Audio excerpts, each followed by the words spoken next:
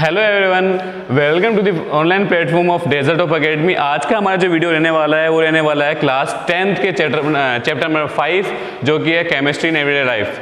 ठीक है, शुरू करते हैं आज का हमारा वीडियो। देखो, ये जो चैप्टर 5 है वो रहने वाला है basically acid, base and salt. मतलब पूरी जो कहानी घूमेगी वो इन 3 शब्दों के पीछे ही घूमेगी जिसको अपन को डिटेल में स्टडी करना है। चलिए शुरू करते हैं। तो सबसे पहले अपन देखेंगे एसिड और बेस के बीच में बेसिक डिफरेंस। ठीक है, अगर बात की जाए एसिड और बेस की, दोनों के बीच में डिफरेंस अपन देखते हैं। तो देखो, एसिड की अगर बात की जाए तो एसिड क्या होते हैं, स्वाद में खट्टे होते हैं, सोर इन टेस्ट। ठीक है, अगर बेस की बात की जाए तो बेस जो होते हैं वो स्वाद में कैसे होते हैं, कड़वे। तो क्या हो जाएगा, बिटर इन टेस्ट। पहला डिफरेंस तो हो गया ये सिंपली कि एसिड जो होते हैं वो स्वाद में खट्टे होते हैं, बेस जो होते हैं वो स्वाद में कड़वे होते हैं। सेकंड में बात की जाए तो सेकंड में बात कर सकते हैं पीएच के ऊपर। अब पीएच क्या होता है डिटेल में अपन पढ़ेंगे, लेकिन चैप्टर में आगे की साइड। इसमें अपन को बस एक लाइन याद रखनी है सेकंड डिफरेंस के अंदर कि एसिड के लिए पीएच की वैल्यू क्या होती है, लेस देन 7।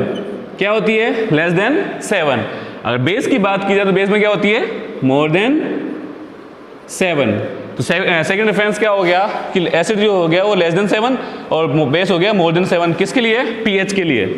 जैसे आपके खुद के पास होती है ना स्केल जिसमें 1 to 15 तक डिजिट लिखी होती है, वैसे एक दूसरी स्केल होती है जिसको हम पीएच स्केल बोलते हैं, जो जहाँ पे होती है वो 1 to 14 होती है, जिसके बीच में होता है 7। 7 से कम वाले हमेशा होते हैं एसिड और 7 से हाई वाले होते हैं हमेशा बेस। ठीक है, अगर थर्ड बात की जाए तो थर्ड में आ जाएगा अपना क्या, इसके एग्जांपल्स देख लेते हैं।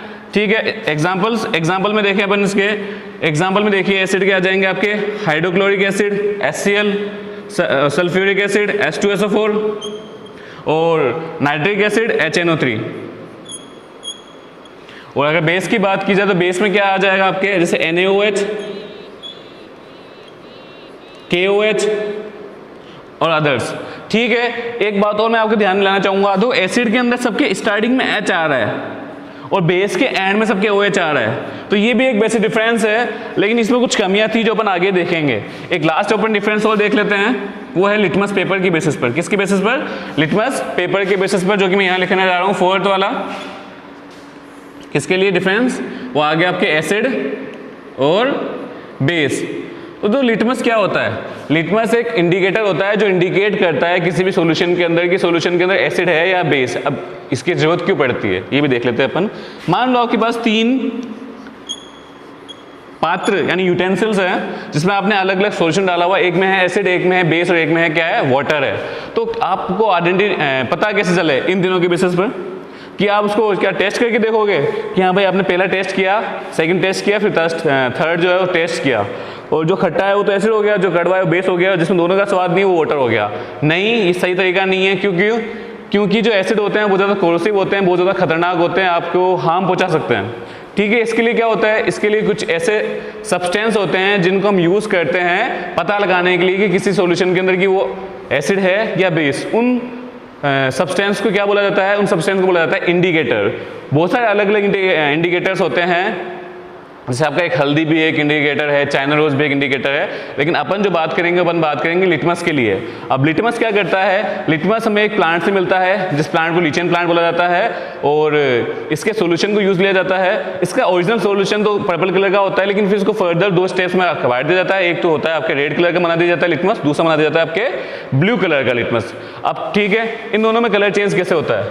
अब दो एसिड क्या करता है, एसिड ब्लू लिटमस को रेड कलर में चेंज कर देता है। अब बच्चे गलती क्या करते हैं, बच्चे यहाँ लिखते हैं कि asset turns blue litmus into red litmus. गलत है ये, वो रेड लिटमस में चेंज नहीं करता, ब्लू लिटमस का कलर रेड चेंज कर देता है। ऐसा नहीं है कि आप उसको वापस रेड लिटमस को वापस यूज कर सकते हो, ओनली कलर चेंज हो रहा है। अब बेस की बात की जाए तो बेस क्या कर देता है, रेड लिटमस को ब्लू कलर में चेंज कर देता है।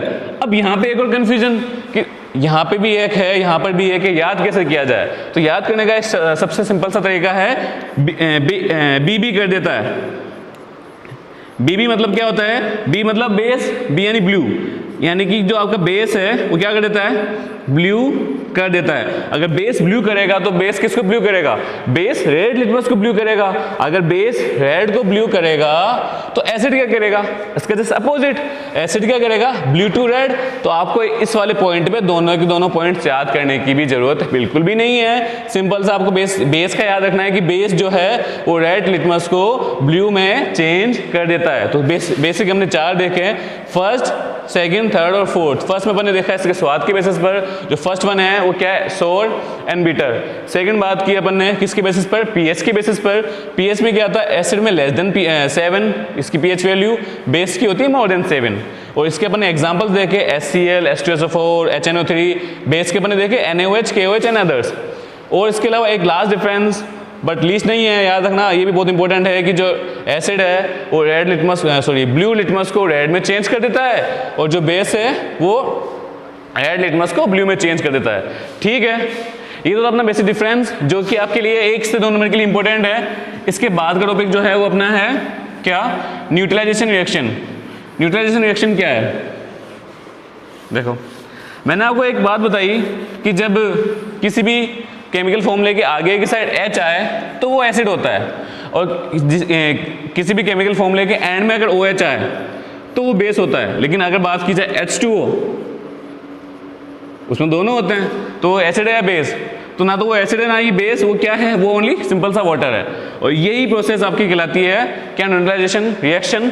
समझते हैं एक बार कि अगर मैं एक टेस्ट ट्यूब में क्या ले लूँ, एसिड ले लूँ, बहुत ज़्यादा कोरोसिव है और इसकी पीएच की वैल्यू लेस देन 7 है, तो ले लिया मैंने बेस, इसकी पीएच की वैल्यू मोर देन 7 है।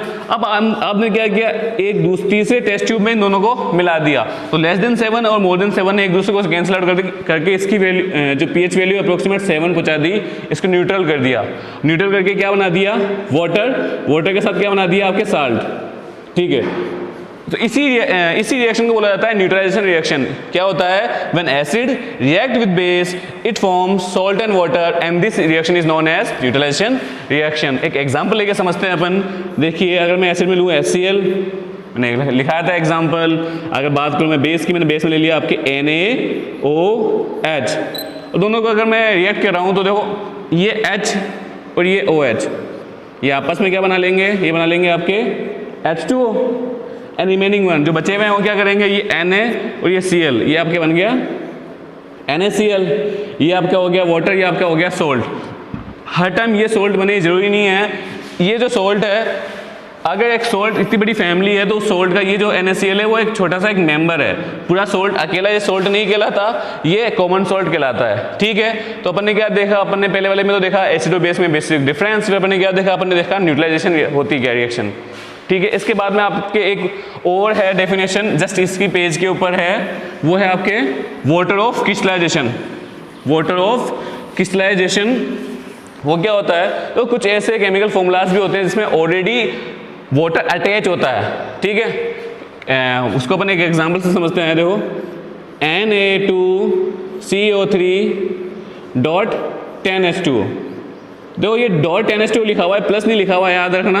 अब इसका क्या मतलब है कि देखो ये 10 है, ये फिक्स है, 10 जो है फिक्स है, और ये H2O क्या है, ये वाटर मॉलिक्यूल्स है, और Na2CO3 क्या है, ये सॉल्ट है, और सॉल्ट भी एक सिंगल सॉल्ट है। यहाँ मैंने 1 2 यहाँ पे है ना 2 3 4 नहीं लिखा, सिंपल सा कुछ नहीं लिखा हुआ, मतलब यहाँ पे क्या है 1, यानी 1 यानी कि यूनिट।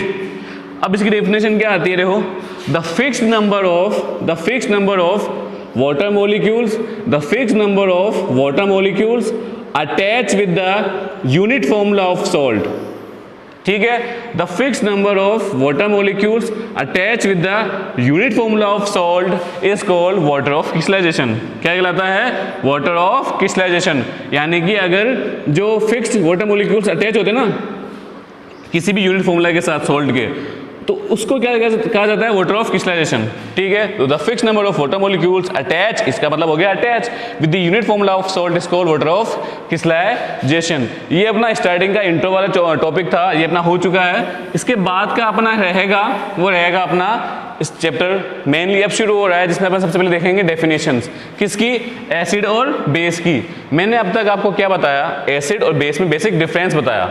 मैंने ये नहीं बताया कि एसिड बोलते किसको है या बेस किसको बोलते हैं।